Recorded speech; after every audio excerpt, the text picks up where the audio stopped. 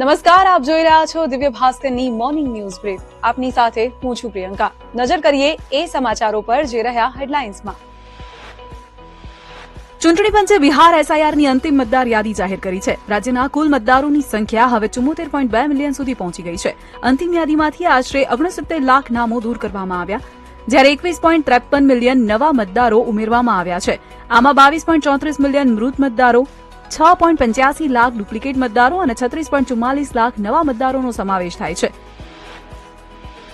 ભૂતપૂર્વ ગૃહમંત્રી પી ચિદમ્બરમે ખુલાસો કર્યો છે કે મુંબઈ આતંકવાદી હુમલા પછી તેમનો બદલો લેવાનો વિચાર હતો, પરંતુ તત્કાલીન મનમોહનસિંહ સરકારે લશ્કરી કાર્યવાહીનો વિરોધ કર્યો. ચિદમ્બરમે કહ્યું, અમારા પર આખી દુનિયાનું દબાણ હતું. અમેરિકાએ અમને યુદ્ધ ન કરવા માટે સમજાવ્યા હતા.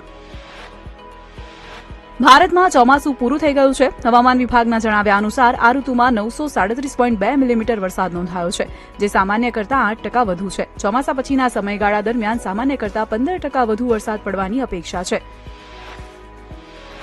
જાતીય સતામણીનો આરોપ લગાવનાર સ્વામી ચૈતન્યાનંદ સરસ્વતી અને મહિલાઓ વચ્ચેની ચેટ સામે આવી છે, જેમાં ખુલાસો થયો છે કે તેમણે મહિલાઓને આકર્ષવા માટે અનેક વચનો આપ્યા હતા.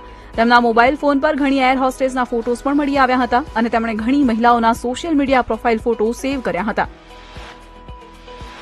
ઇઝરાયેલી પીએમ બેન્જામિન નેતન્યાહુ ગાઝામાં યુદ્ધ વિરામ માટે સહમત થયા છે. તેમણે સોમવારે રાત્રે વોશિંગ્ટન ડીસીમાં યુએસ પ્રમુખ ટ્રમ્પ સાથે મુલાકાત કરી.